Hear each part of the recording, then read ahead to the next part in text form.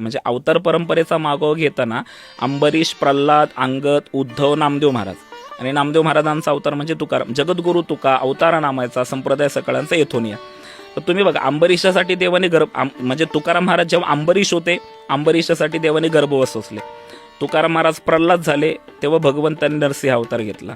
तुकाराम महाराज अंगद झाले तेव्हा भगवंताने राम अवतार घेतला. तुकाराम महाराज उद्धव झाले तेव्हा भगवंताने कृष्ण अवतार घेतला. आणि तुकाराम महाराज जेव्हा तुकाराम महाराज म्हणून जन्माला आले, तर तुकाराम महाराज जन्माला येण्याच्या अगोदर 7 पिढ्या तुकाराम महाराजांच्या घरी देव नांदत होता. नांदे तया घरी दैवत पंढरीचे, धन्य पुण्यरूप कैसा झाला संसार, देव भक्त तुझ्या नाही विचार. म्हणजे मग ती परंपरा परत विश्वंभर बाबा आमई माता, म्हणजे विश्वंभर बाबा तुकाराम महाराजांचे पूर्वज विश्वंभर बाबा आमई माता पंढरीच्या पांडुरंगाचे एकनिष्ठ वारकरी. पंढरीला जावं, चंद्रभागेमध्ये स्नान करावं आणि मग परत यावं. मग ते स्वप्न पडलं. मग त्या आंब्याच्या वनात विठ्ठलाच्या आईसाहेबांची मूर्ती, मग ते हरिमुकुंद 2 मुलं, मग दोघेही राजदरबारात परचक्राला दोघंही मारली गेली. मुकुंदाची मुकुंदाबरोबर सती गेली. हरिपुत्र विठोजी, विठोजीचा पादाजी, पादाजीचा शंकर, शंकरचा कान्या, कान्याचे बोलोबन, बोलोबा कनके मातेच्या पोटी तुकाराम महाराजांचा जन्म झाला. मग 7 पिढ्या अगोदर तुकाराम महाराजांच्या घरी देव आलाय.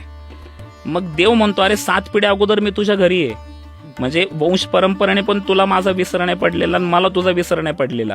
आणि अवतार परंपरेने पण मी तुझ्यासाठी प्रत्येक ह्याच्यात अवतार घेतलेला आहे, तरी तू असं का म्हणतो की तुझा विसर न व्हावा. तेव्हा तुकाराम महाराज म्हणले, देवा कान इकडं कर, मी तुझं रांगेतून दर्शन घेत आहे.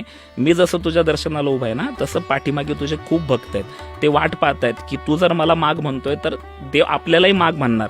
मग त्यांनी ठरवलं की तुकाराम महाराज जे मागतील तेच आपण मागायचं. मी मागतोय हे माझ्यासाठी मागत नाही, पाठीमागच्यांनी तुझ्याकडे काय मागावं ह्याच्यासाठी मी मागतोय.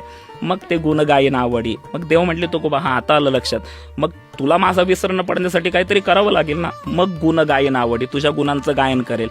यशस्वी, औदार्य, ज्ञान, वैराग्य, ऐश्वर्य, हे 6ही गुणवर्य वसती जेते, म्हणून तो भगवंतू ह्या 6 गुणांचं मी गायन करेल. गुण गायन आवडी ह्याची माझी सर्व जोडी.